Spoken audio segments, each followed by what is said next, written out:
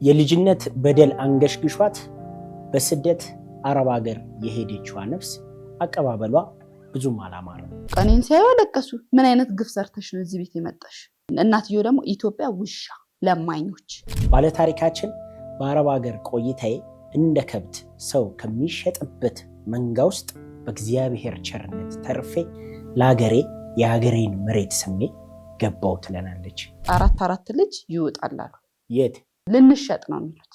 ነገር ግን በዚህ ሂደት ውስጥ በርካታ ለሰው ልጅ መስማት የሚከብዱ ግን ደግሞ ተኑረው ያልተነገሩ ታሪኮች አሏት። በቃ እንዳለ ቃጠሎ ነው ነገሩ። ቱሃን አለ ሲጀምር ቱሃን እዛ ውስጥ ማለት ልብሱ ላይ ራሱ በቃ ሰው አንድ ላይ ታፍጎ ነው የሚኖረው። ሳንበላ ማለት ነው 4 ቀን ነጭ ሩዝ እንኳን የለም። ከአዲስ አበባ ኩዌት፣ ከኩዌት አዲስ አበባ በምናብ እንመላለሳለን።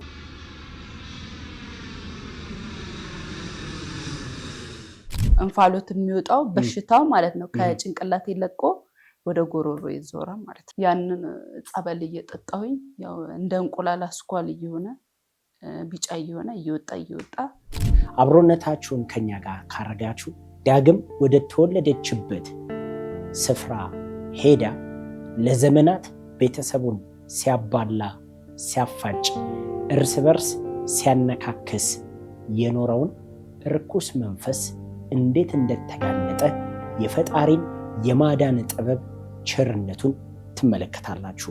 አባታቸው ላይ የተሰራው እንደ መጽሐፍ ይገለጣል ብዛቱ። ግቢ ላይ ደግሞ በዘንዶ ቆዳ የተሰራ መውጫ መግቢያ ላይ የተቀበረ ነገር አለ።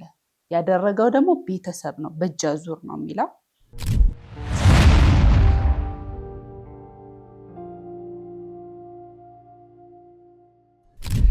የስደት ህይወትሽ ላይ ነው የምናወራው። እንዴት ነበረ ጉዞሽ? መነሳሳትሽ፣ ሀሳቡስ ያንቺ ነበር ልሰደድ ብለሽ ማሰብ? አይ እኔ ሀሳቡ አልነበረኝ። ያው ከዚህ ይሻላል። ያው የእናቴንም እናትሽ ናቸው ሀሳቡ ያመጣችው። በቃ ሂጂና እንደዚህ ስትል ጉዞ ተጀመረ። ፓስፖርቱ ወደ ማውጣት ልጅቷ ጋር ቁጭ ብዬ ፓስፖርት አወጣችልኝ። ቤተሰብ ቤት እዚህ አዲስ አበባ ያው ማረፊያ ስለ እዚህ ቁጭ አልኩና አወጣችልኝና መጨረሻ ላይ ፓስፖርቱ ካወጣችልኝ በኋላ የሆነች ሰራተኛ አለች ቤታቸው። እንግዲህ ያው የሚካሄደው ነገር ታያለች። ሰራተኛ ብዙ አመት የቆየች ናት። ከዚህ ቤት ብትርቅ ያለች ምንም ነገርሽ እንዳይገኝ አለች። ምንድነው ስላት በቃ ይሄ የአምልኮ ስራ የጥንቆላ ስራ፣ ስለዚህ እንዲህ እያደረጉ ነው ስትለኝ ያ ማለት የምታወራኝ ወሬ በቃ አስጠላኝ ማለት ነው። ልክ ፓስፖርቴን ይዤ ወደ እናቴ ቤት ተሳፍሬ ሄድኩኝ። ከዛ ያን ፓስፖርት ይዤ ሌላ ዘመድ ጋር ለደላላ እንዲሰጥልኝ ሰጠሁትና እያለ 3 ወር ሆነ። ምንም አይደወልልኝም ምንም። እኔ ፓስፖርቱ ከሰጠው በኋላ ምንድን ነው ያደረኩት? ማሰልጠኛ ካምፕ ሰው ለስራ እየፈለጉ ነበር። ስሄድ በካሼሪነት ተቀጠርኩ። 3 ወር ስጠብቅ ምንም የሚደወልልኝ ነገር የለም። እኔ ደግሞ ያው እዛ የሚሰራው መጠጥ አለ ካምፕ ውስጥ ሲሆን በጣም ከባድ ነው ሰዎች። እኔ በቃ ራሴን ከፈጣሪ ራሴን እየጠበቅኩኝ በቃ ቢያንስ አሁን አንድ ወንድ እንዲቀጥሬው ሸውደህ ትሄዳለህ። ጧት ሲያዩ መርዝ ነሽ ነው የሚሉ ወንዶቹ። እሺ ብዬ በሆነ አቋራጭ ክፍል አለ። በቃ ማታ ልገኝም ጠዋት አለሁ። በቃ ከዛ እንደዛ ያሉ ተስፋ ቆረጦች። በቃ ለስራ የወጣች ናት ምናምን አሉና መሀል ላይ እዛው የሚሰራ ልጅ አለ። እሷም ማን ስለሆነች ነው ሴት አይደለችም ይሆነ የማናቅ ሁሉንም የምትነቀው። የሆነ ቀን ጠጥቶ እረፍቱ ነው ይመጣና እኔን ይሰደባል ቆሞ ማለት ነው። ማንሽ አንቺ ሴት አይደለሽም ምናምን። እኔ ደግሞ አንዳንዴ ትእዛዝ ሲቆይ ወደ ውስጥ እገባለሁ። ትእዛዝ ቆየባቸው ይሄን አምጡ ምናምን ለማለት ስገባ ልጁ ቀጥታ ሊደበድበኝ መጣ። ተከትሎኝ ወደ ኩሽና ማለት ነው። ከዛ ምንድነው የፈለከው? አንቺ ማን ስለሆንሽ ነው ለኔ እምቢ ያልሽ? ለሌላውስ እምቢ መስ ሴት አይደለሽ? ምን ፈልግ? በቃ እዛ ግብ ተፈጠረ ማለት ነው። ወታደሮችም ተሰበሰቡ። መጨረሻ ላይ ከአቅሜ በላይ ሲሆን እንዳገላጋይ ይሰበሰቡና እያስቆሙት እያለ ያው ስካር መንፈስ ላይ መጥቶ አይኔን በቦክስ እኔን ማለት ነው። ከዛ በዛ እኔ መጀመሪያ አላወቅኩትም ጭራሽ ተመትቻለሁ ምናምን። እንደውም በቃ እኔ እሱን ገና ሌላ ለመማር በቃ ታይ ምናምን አሉና ይሄ በቃ አይኔ ደም በደም ይሆናል። ይዘውኝ ሆስፒታል ያንን እንትን ለማለት ማለት ነው። ከዛ ከወሰዱኝ በኋላ በነጋታው ምን ይሆናል ቪዛ መጥቶ ተደወለ። አይኔም በዛ አብጧል። በዛ ላይ እያለቀስኩበት ነው። መጣ ሲሉ ሰይጣን ነው አልኩኝ። 3 ወር ቁጭ ያለ ቪዛ። ከዛ በቃ የምትበሪው ሐሙስ ነው። በቃ ምንም መሄድ የማያስፈልግም። ቤተሰብሽ መሰናበት ካለብሽ ምናምን ጨርሰሻል። ትኬት ተቆረጠ። ሄድኩኝ ወደ ኩዌት መልሼ እሑድ ሄድኩ በሳምንቱ ማለት ነው። እና ሄድኩኝ በቃ ያቺ ሴት እስክትወስደኝ 4 ቀን ቆየሁኝ። ሴትዮዋ ያልመጣችም እስከ 4 ቀን። የት ቆየሽ? የት ቆየው? 8ኛ ፎቅ አለ እና ገና ስገባ ኤርፖርት ውስጥ ነው። ኤርፖርት አይደለም ኤጀንሲ ነው። በቃ እዚህ ነው። ሴትዮዋ እስክትመጣ እዚህ ጠብቂ ምናምን አሉኝ። ከዛ ልጆቹ ምን ሆናችሁ? እኔ እንደውም ስገባ ደስ አለኝ። በቃ ኢትዮጵያኖች ምናምን ሳይ በቃ ከነሱ ጋር መሰራ ምናምን መስሎኝ ራት ምናምን እያበሰሉ ምግብ ምናምን እያበሰሉ ነበረ። በቃ ያው ራት ነው የሚባለው። በቃ እንዳትናገሩ ምናምን ነው የሚሉት። ብቻ እያልን ምግቡ ማቀረቡት በላን ምናምን የተለያየ ምክንያት ተናገሩኝና ምን አሉሽ? ያው እነሱ አንዳንዶቹ ተደፍረን ነው ይላሉ። አንዳንዶቹ ደግሞ ያለ አግባብ ስራ በማሰራት ሁሉም የተለያየ ባህር በቃ እንዳለ እንትን እና አሁን በምን አይነት ሁኔታ ነው ስል ያው ሀገራችንም ቢሆን መሄድ አንችልም። እዛ ኢትዮጵያ ላይ ደግሞ ህጋዊ ነን ይላሉ እንጂ ህጋዊ አይደሉም። እና አራት ልጅ ይወጣል አሉ። የት ልንሸጥ ነው የሚሉት ቃላታቸው ራሱ ማለት ነው። አሁን አንዷ የወሰደቻቸው ሴት አለች። ስትመልሳቸው ድጋሚ ጨምረው ነው የሚሸጡት። እንደዛ የሚያደርጉት ደግሞ ኢትዮጵያኖች አሁን መጀመሪያ በየሰው ቤቱ ምናምን ሄዱና እንዳጋጣሚ ቢሮ ውስጥ ይገባሉ፣ ይቀጠራሉ ማለት ነው። የዛኔ እኔ መናገር አረቦች ራሱ ምንም አይሉ ጥሩ ናቸው ማለት በእነሱ አስተያየት። ለስራ ነው የመጣሽው፣ ግዴታሽ ነው፣ ማንም አላስገደደሽ፣ እስከመጣሽ ድረስ ስሪ ነው። በቃ የነሱ ነው እንደውም የሚብሰው የኢትዮጵያኖች በኢትዮጵያኖች ኢትዮጵያን ላይ መክፋት ማለት ነው። እና አረብ አለ አላፊያቸው ነው እና በባባ እናስቀጠቅጣቸዋለን። እምቢ ካላችሁ ማስደብደቡላ ባባ ነው የሚሉት ሰውየውን ማለት ያስደበድቡናል ላሉ አንወጣም ብንል አንሸጥም ብንል። ከዛ ይሄ ሁሉ ነገር ነገሩኝ። ከዛ በቃ በዚህ መሃል በ4ኛ ቀን አሰሪ መጣች። ምንድነው ምናምን ሰራው ስለ ይሄ ልጅ መንከባከብ ነው ስራሽ። እሺ ችግር የለውም። ከዛ ይዛኝ ሄደችና እሷ ታዲያ ምንድነው የምታረገው? እኔ እሷ ቤት አልከበደኝም ስለ እርግጥ ልጁ ነው። ከዛ ልጁ ሲተኛ ደግሞ ጽዳት ሰራለሁ። ከዛ እሷ ምንድነው የምታደርገው? የእሷን ቤት ሲያልቅ በ3 ቀን እሷ ጋር 4 ቀን እናቷ ጋር ይዛኝ ትሄዳለች። አሁን የሚኖሩት አማት ቤት ነው፣ የባሏ እናት ቤት ነው የምትኖረው። እኛ ፎቅ ነን፣ እነሱ ምድር ናቸው። እናትየው የሱ እናት የሱ ቤተሰቦች በጣም ምርጥ ናቸው። ግን ምንድነው በቃ ያሳቀቀኝ በጣም አይምሮ የነካኝ እናቷ ጋር ትወስደኛለች። እናቷ ጋር ስትወስደኝ ደግሞ ምንድነው ያየሁት? ኤርትራና ኢትዮጵያዊት አሉ ፓስፖርታቸው የተቀሙ መውጣት አይችሉም። እነሱ ባሉበት በቃ እኔን ሲያዩ አለቀሱ። ምን አይነት ግፍ ሰርተሽ ነው እዚህ ቤት የመጣሽ? እና እናትየው ደግሞ ኢትዮጵያ ውሻ ለማኞች የሷ እናት ማለት ነው።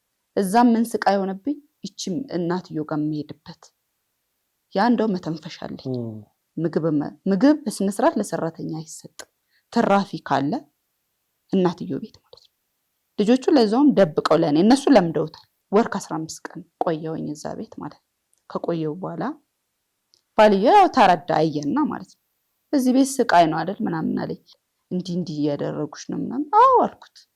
ምግብም ማባይም አልበላም። ከዛ በጣም ይናደድና ያው ይዞን ይሄዳል ወደ ቤት። ይናገራታል። ይሄ ሐራሙ ለምንድን ነው? ወይ አትውሰጃት ለራስሽ ነው ያመጣሻት፣ ወይ ደግሞ ለምንድን ነው እንደዚህ የሚደረገው ይላታል። አሁን እሱ ደግሞ ቀጥታ ሲነግራት በጣም ትናደዳለች። ከዛ እኔ ምድር ላይ ስራ እየሰራው ነበር። ሲጀምር ምን ልትሆን ካወራ እሷ ጋር ነው ትጠራኛለች። ያው ስሜንም በትክክል ባሻ ነው። ባሻ በቃ የአረብ ጮህች። ከዛ እናቴ ምን አደረገች? አበደች ማለት ነው። እኔ ደግሞ ምንም መልስ መመለስም ወረድኩኝ ቶሎ ብዬ። እናትየው ደግሞ ሰሙ ይሱናት። ሁለተኛ አሉ እዛ ቤት እንዳትሄጂ ይገሉሻል። ለምን ሄዳም ልትናገር ነው። በስቃይ ላይ ስቃይ ነው ማለት ነው። እኔ ደግሞ የበደለኝ በቃ ባልተናገርኩ። ባልዩ ለምን ቀጥታ ጠየቃት? እኔ ባለማወቅ ያጠፋውኝ። መጨረሻ ላይ ያ ዞሮ እናትዮ በቃ ተሳቀቁ፣ እንባ ተናነቀች። እሱ እናት እዛ እንዳትሄጂ አሉኝ። ከዛ እሳቸው ፍሪጅ ይከፍታሉ፣ እንዳይረብሽ ሁሉ አንቺ ነው ቢ ምናምን። ከዛ ለሱ ደግሞ ምንድን ያሉት ለኔ ትሁን። ከዛ እሳቸው ሲጠይቁ እሺ ያልኩና ሳስበው እዛ ጋ ነው አብሮ የሚበላ አብሮ የሚጠጣ በልህ የሆነ ነገር ታረገኛለች። በቃ እኔ ቤት በቀየር ነው የሚሻለኝ ምናምን አልኩና ፈራው ላይ ህይወቴ። ከዛም በኋላ እያለ ቀኑ ደረሰ፣ የምንሄድበት ቀን ማለት ተነሽ እንሄዳለች።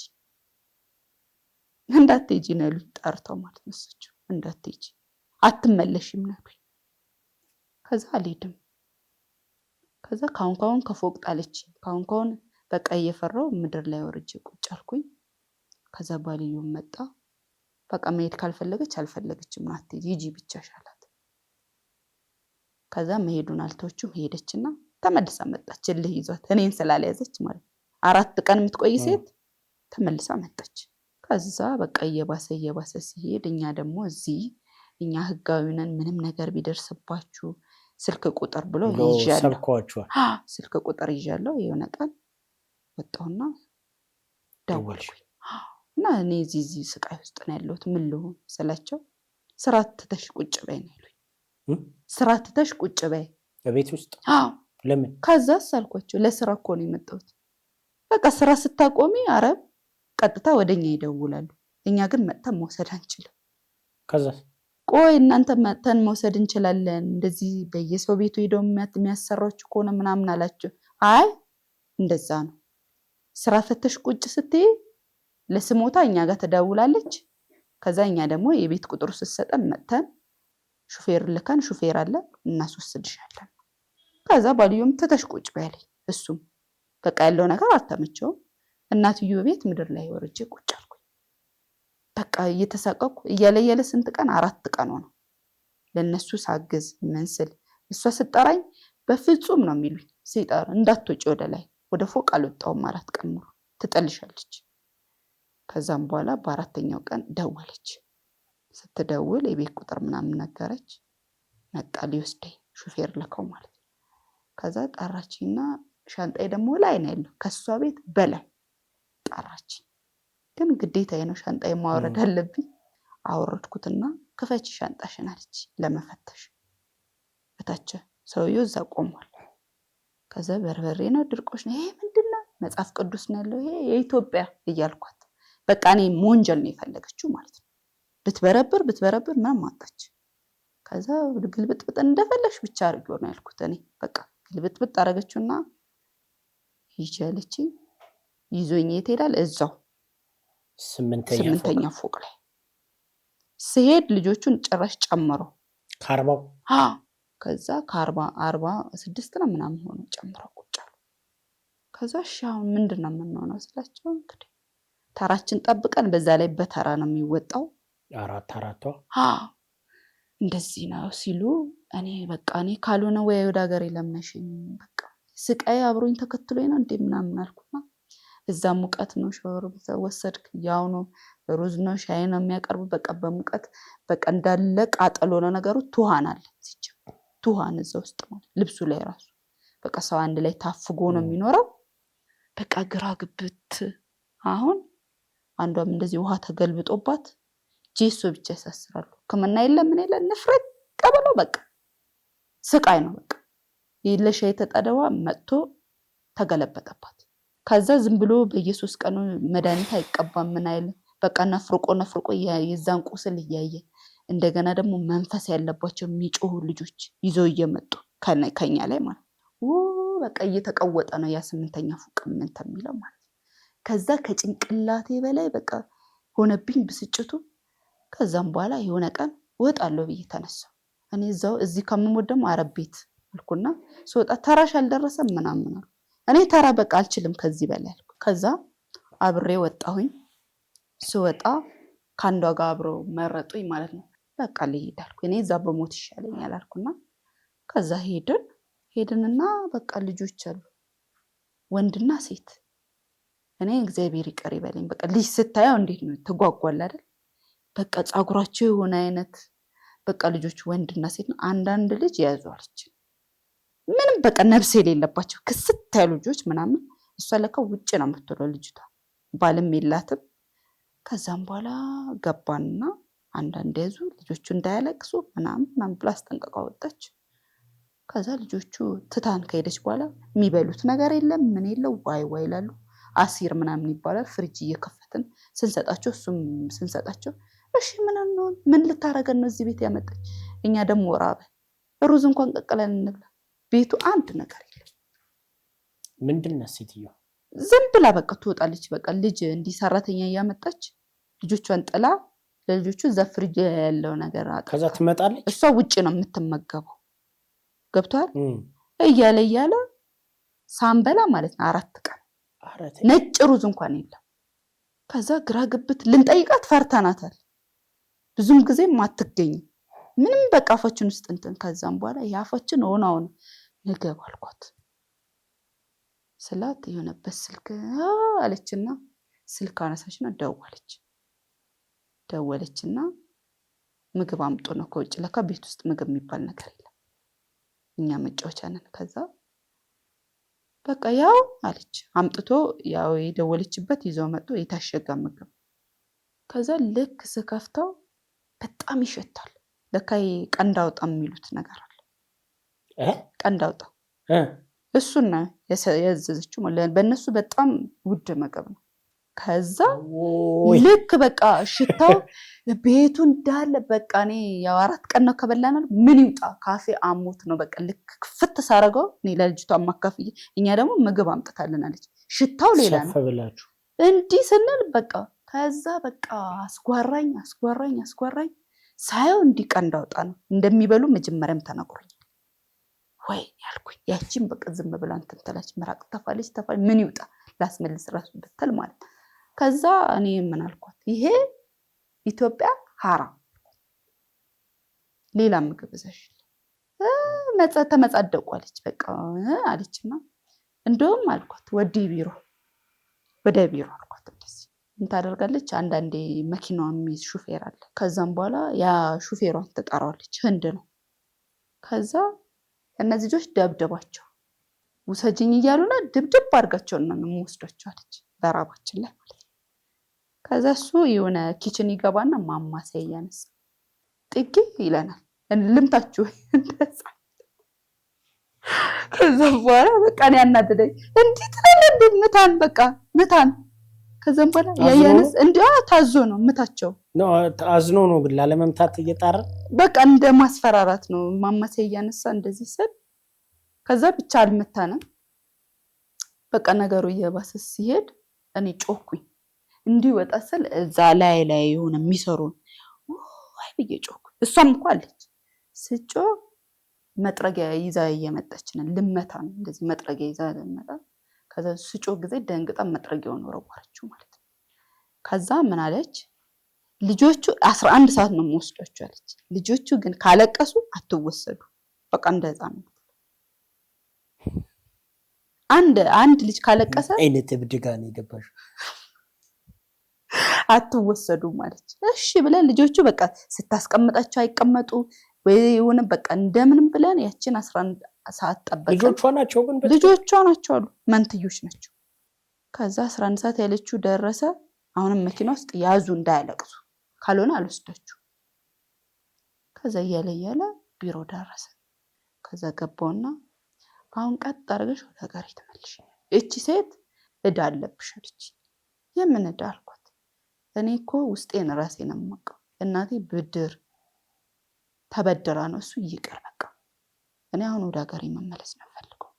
በቃ ግራ ሲገባኝ አጎታለኝ እዚህ ተክላይ ማለት ደወልኩና እንዲህ ስቃይ ውስጥ ነው ምናምን ሄደና ይሄ የደንብ ልብሱ ምናምን ፌደራል ነገር ለበሰና ምናምን ሌላ ነገር ነው ወይ የምፈልጉት? ልጅቷን አገናኝ ደህና ከሆነች ትስራ ትልሻለች፣ ካልሆነ ደግሞ ትመልሻታለሽ አላት። ፈርታው ያው እንደዚህ በኢሞ እንደዚህ ከዛ ጻጉሬ እንዲህ ታታብተዋል ምናምን ናይ ምናምን ሳይወዱ በግድ አቀረቡኝ። ከዛ ምን ልታረጓት ነው ያስቀመጣችኋት? አሁን ትኬት ቆርጣችሁ መልሱ ከዛ በባባ እናስደበድባታለን ይላሉ። በቃ እኔ በጣም በቃ ኢትዮጵያኖቹ ነው በጣም የተሰማው። እነሱ ቢመልሱሽ ምንም ያጡት ነገር አለ? እዳ አለብሽ ይሉኛል። አልገባም ደግሞ ከፈልሽ እና ደግሞ ሚስጥር አለ ታውቃለህ። እዚያ አይኛው እንዳታጋልጪ ያየሻቸው እዚህ ህጋዊ ነን ስለሚሉ እነሱ በራሳቸው የሚፈሩት አሉ። ኢትዮጵያኖች ደግሞ እዛ ጋር ሄደው እንዴት እንደሚቀያየሩ ለራሳቸው ዜጋ እንደማይሆኑ። ከዛ ምንድን ያልኩት በቃ ስትከራከር የሆነ ቀን ልጆቹን ይዛ ስትወጣ ጸጥ አሉ። እሱም እየሄደው ጸጥ ሲሉኝ እየለየለ ስንት ሆነ 7 ወር እዛ አስቀምጠው። ከዛ በቃ በጣም ተሰማኝና አንድ ቀን የሆነ ብድግ ብዬ ወጣሁ። መኪና ውስጥ እገባለሁ አልኩኝ። ከዛ ልጅቷን ግፍተር አድርጊያት በቃ ተጫወቱ ምንም አልገባም ወይ ለፖሊስ እጠቁምባቸዋለሁ ወይ በቃ እሺ አሁን ልክሻለሁ ምናምን ብላ ለምና ኢትዮጵያ ነው አስገባች። ገባሁኝ። ከዛም በኋላ እየተመላለሱ ዝም ብለው ያሉ ምንም ነገር የለም። መጨረሻ ላይ ሳይወዱ በግድ ያንን ትኬት ምንድነው የሚቆርጡት? ትራንዚት ቀጥታ እንዳልገባ ሁላ ማለት ነው። በ3 ቀን እንድገባ ገንዘብ እንዲቀነስላቸው ትራንዚት እንትን ሲሉ ቆርጣው ትኬቱን ይሄው። ከዛ ምንድነው የተደረገው? ሁሉም ጭንቅ ላይ ነው አልኩ። በቃ አንቺ በዚህም ብትይ በዚህም እግዚአብሔር ረድቶሻል፣ እኛ ግን መግባትም አንችልም ሀገራችን፣ ስለዚህ ለቤተሰቦቻችን አሳውቂልን ብለው ሁሉም ስልክ ባላለው ወደ ባሉ ወደ እናቱ ወለው ወደ እናቱ ስልክ ቁጥር ጽፈው ሻንጣው ስንቀበር አደርን። ከዛ በዛ መሰረት ሄድኩኝ። በ3 ቀን ኢትዮጵያ ገባሁ። ለልጆቹ ካሳወቅኩ በኋላ ደውዬ ከተናገርኩ በኋላ ለቤተሰቦቻቸው ወደ ክፍለ ሀገር ሄድኩኝ። ከዛ ያው እናቴም በጣም ስለተደናገጠች ወደ ጸበል ወደ ብስቋን ማርያም ነው ይዛኝ ሄደችውና ከዛ ስትጸበል ቆየሁኝ። ያው ስትጸበልም በቃ እንፋሎት ነበረ ካናቴ የሚወጣው። እንፋሎት የሚወጣው በሽታው ማለት ነው ከጭንቅላቴ ለቆ ወደ ጎሮሮ ይዞራ ማለት ነው። ያንን ጸበል እየጠጣሁኝ ያው እንደ እንቁላል አስኳል እየሆነ ቢጫ እየሆነ እየወጣ ሄደና ያው ድኜ ወደ ክፍለ ሀገር ተመልሼ ሄድኩኝ። ከዛ ከተመለስኩ በኋላ አባቴም ያው በጸና እየታመመ ሄደና አንድ የጎረቤት ልጅ ነበረች እና እሷ በራሷ ኬዝ ጸበል አርሴማ ጸበል ነበር። በቃ መንፈሱ የኔ ባይወጣ የጎረቤት አቂጣ ብሎ የእናቴን ስም እየጠራ ሲጮህ፣ ከዛ ያው ክብነሽ የምትባል ምናምን ሲባል ያው የሚያውቃትም ብዙ ስለሆነ ያው የሚያውቃት ሰው አረ ነበረች ምናምን ብላ ተፈልጋ እንደገና ጸበል ውስጥ እንድትገባ ተደረገና ያው መንፈሱ የሚለውን ነገር እንድትሰማ መልሰሽ ግቢ ተባለች። ከዛ ስትገባ ያው አባታቸው ላይ የተሰራው እንደ መጽሐፍ ይገለጣል ብዛቱ። አባታችሁ መጥቶ ንስሐ ገብቶ መጠመቅ ሲጀምር የሁሉም እየለቀቀ ይሄዳል። ግቢ ላይ ደግሞ በዘንዶ ቆዳ የተሰራ ቤተሰብ እንዳይስማማ መውጫ መግቢያ ላይ የተቀበረ ነገር አለ። ያደረገው ደግሞ ቤተሰብ ነው፣ በእጅ አዙር ነው የሚለው። አባታችሁ ወደ መንፈሳዊ ህይወት ካልቀረበ መዳን አትችሉም ነው? አይችልም። መጥቶ ንስሐ ካልገባ የእናንተም አይለቅም። ከዛ ያው አስረዳ ነው ተጠመቅ በቃ እንደዚህ ምናምን ተባለና ያው ብዙም ባይቀበለውም እሺ ብሎ ሄደ። ለ4 ቀን ሄዷል። ከዛ ንስሐ ግባ ስንለው አልገባም ነው የሚለው። በቃ 4 ቀን ከተመላለሰ በኋላ በቃ በጣም ረበሸው፣ ጸበሉ እየጠጣ ምናምን። ከዛ እናንተ የምታመጡት ጣጣ ነው፣ እኔ በዚህ አላምንም፣ ካለ መድኃኒዓለም እኔ አላቅም ብሎ ጸበሉን ጸበልተኛ ላይ መድፋት በቃ መንፈሱ። ከዛ ሰው እያለ ምናምን ከዛም በኋላ እንደዛ ብሎ ቤት ገባ። ከዛን ቀን በኋላ አልተንቀሳቀሰም። ከገባ በኋላ ተኛ ማለት ነው። አመማው። ጸበል ደፍተው ሲመለሱ በቃ በሽታ አንዴ ስኳር ነው፣ አንዴ ደም ብዛት ነው፣ እሪ ነው ምናምን ይባላል። ከዛ ወደ ሆስፒታልም ወደ ወሊሶ ሆስፒታል ሉቃስ ሆስፒታል ገባና ከ15 ቀን በኋላ አውጡት፣ በቃ ይሄ ከኛ በላይ ነው፣ ቤት አስተኙት ምናምን ተባለ። በዛ መሰረት ይዛ ሄደች እናቴ ተመልሳ። ከዛ ቤት ተኛ። እያለ 5 ወር አስቆጠረ ማለት ነው ተኝቶ። አሁን በመሃል ያው ልጁ መጣች፣ ናዝሬት ያለችው ማለት ነው። መጣችና ካሁን በኋላ ምን ትፈልጋለህ? ያለህን ነገር ተናዘዝ። እቺ ሴትም ለፍታለች፣ ምናምን ትለዋለች። ከዛ በዛ መሰረት የባንክ ማኔጀሮች በባጃጅ ይዛ ትመጣና እኔ የለሁም ያለው ታላቅ ወንድሜ ነው እንዲፈርም ያው ስለማይችል ወደዛ መሄድ ስለማይችል በባንክ ማኔጀሮች አስፈረመችው። እሷንም ምን እንደሆነ አይገባኝም አስፈረመቻት። እኛ የለንም። ብር አላችሁ አባትሽ ባንክ ውስጥ ወደ 66,000 ነበረ ማለት ነው። ከዛም በኋላ ትንሽ ቆይቶ ደግሞ አባቴ በቃ አልቻልኩም የንስሐ አባት አምጡና ንስሐ ልግባ ንስሐ ልግባ ሲል ያው እኛ በዛ ተደወለላቸውና መጡ። ያው ልጆች ይውጡ ተባለ። ያለው ነገር ከልጅነት እስከ እውቀቱ ያለው ነገር ተናዘዘ። እዛው ስጋና ደሙ ሰጡት እዛው እንዳለ ማለት ነው። ከዛ በቃ እነሱ ከሄዱ በኋላ ያው ትንሽ ረፍት ሰጠው። በሽታው ጋፕ ምናምን ሲሰጠው ይሄ ነገር ጥሩ ነው፣ ስለዚህ ለኪዳነ ምሕረትም ትደግሙኛላችሁ የሚካኤል ቀን ነበረ ብሎ ከዛና አሁንም በድጋሚ አሳወቅናቸው። ችግር የለም እንመጣለን አሉ። ከዛ እሱ ግን ያው አልደረሰም። በ15 ሌሊት 9 ሰዓት ያው ሻይ ምናምን እያጠጣችው ነበር። ያው እንዲህ ስታጠጣው ይወርዳል ወደ ውስጥ አይገባም። ከዛ ለእናቴ ጠርታ ምንድነው ምናምን ስትላት በቃ አርፏል ምናምን ብላ አስተካክላ አስተኛች። ራሱ ተገንዞ በስነ ስርዓት በቃ ይወጣል አለፈ። ሰው ቤት ነበርኩ አልኩ፣ ጓደኛዬ ጋር ነበርኩ። እንደውም ከጓደኛዬ ጋር በቃ ነገ ጧት ሄደን እንጠይቋለን ምናምን ስንል ሌሊት 9 ሰዓት በሞተበት ሰዓት ደወለልኝ። ብድግ አድርጋ ሄሎ ስትል አባትሽ ሞቷል በያት ነው ያለው ወንድሜ ማለት ነው። ተነስተን ወደዛ ወደ ቤት በቃ አሳዘነኝ አባቴ ሁኔታ። በዚህ ሁኔታ መለያየታችን ይቅርታም ሳንባባል ቤተሰቡ እንደተረበሸ ምናምን በቃ ያለው ነገር አሳዘነኝ። የእናቴ ልጅ ተብዬ በቃ መበጥበጥ ጀመረ። በቃ ከልጆቹ ጋር ጸብ ምናምን እናቴ አውጥተሽ አባሪ ማንም እንዳትለማመጪ ምናምን ይላታል ለቅሶ ላይ ቁጭ ብዬ እና ለምን እንደዚህ አይነት እኔ መልስ ሰጥቼው አላውቅም ነበር። በቃ ይብቃ በእኔ አይበቃም ልጆቹን እንዴት አውጥተሽ አባሪ ትላለህ? ተባረውስ የት ነው የሚሄዱት? ደግሞ አትግባ ተብለህ ሁላ ታግደህ ነበር፣ ግን አሁን ገብተህ ቤተሰብ ሆንክ፣ አደራ ተቀባይ ሆንክ። አደራ መቀበል ይሄ ነው ወይ? አንተ ለኛ እንደውም አርያ መሆን አለብህ። የሙት ልጆች ከሆነ እንደዛ ነው ስለው አንቺ ለምንድን ነው መልስ የምትሰጪ? ምን አገባሽ? ምን ያገባሻል ምናምን ብሎ ዘሎ አነቀኝ፣ መታኝ። እሱ መሀል ላይ ያው እንጨት ቤት መስራት ከዛ ቤት እንጨት ምናምን እንትን ሲል እናቴ ምንድነው ምናምን ስላት አይ ቤት ለኔ ነው የሚሰራው ምናምን። የአባትሽ ላይ እንደ መጽሐፍ የሚገለጥ ነው የተሰራባቸው የሚል ነገር መንፈሱ ተናግሯል።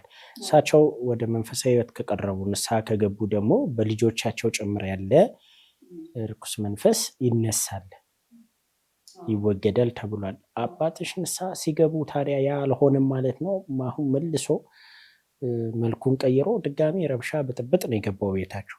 አዎ እኔ በቃ እንደዚህ ሲባል በቃ ከሱ ጋር አብሮ ይቀበር ንስሐም ገብቶ ቆርቦም ስጋና ደሙ ወስዶ ስለሞተ አንድ በሱ ያው ቢካፋኝም እሱ ነገር ላይ በጣም ደስ ብሎኛል። ነፍሱ ማረፊያ ታገኛለች የሚለው ነገር እና ደግሞ አብሮ ይቀበር። እንግዲህ አሁን የሚሆነው ነገር በቃ እንትን ነው እየባሰም ሲመጣ አሁን እሺ በማን ላይ ነው ያለው ይሄ ነገር? እንዴት ነው የምናደርገው የሚለው ነገር እኔም ማሳሰበኝ።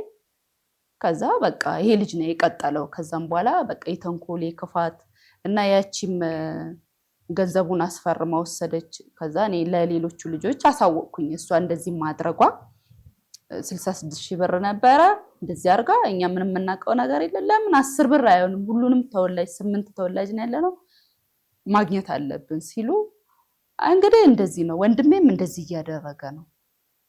እኔ ግራ ገብቶኛል። ከዛ እሷ ጋር ደወሉ። አንለቃትም እንጠይቃታለን ሲሉ ሲደውሉ እኔ እኮ መሬቱን ሁላ ሰጥቶኝ ነበረ እና ገንዘቡን ወስጃለሁ፣ በገንዘቡ ተክቻለሁ። እናንተ ግን መሬታችሁን እንዳትተው ልጆቹን ማለት ነው መሬታችሁን ያለውን ተካፈሉ፣ እኔ ገንዘብ ወስጃለሁ በቃ እና ያለቻት እና ለእናቴም ያው ምንም ነገር የለሽም ለዚህ ገዳማት ምናምን ከፍየዋለሁ ያው ሄዳም ስጠይቅ ነይ። ስለዚህ ካደች ማለት ነው። ካደች በቃ በአጠቃላይ በህግ ያ ቦታ የእናንተና ግማሹ የእናታችሁ ነው፣ ግማሹ ደግሞ ያ ልጆች ከሱ ውስጥ ደግሞ እንደገና እናንተ በእናታችሁም ታገኛላችሁ፣ ከአንድ እናት ከአንድ አባት የተወለዳችሁ።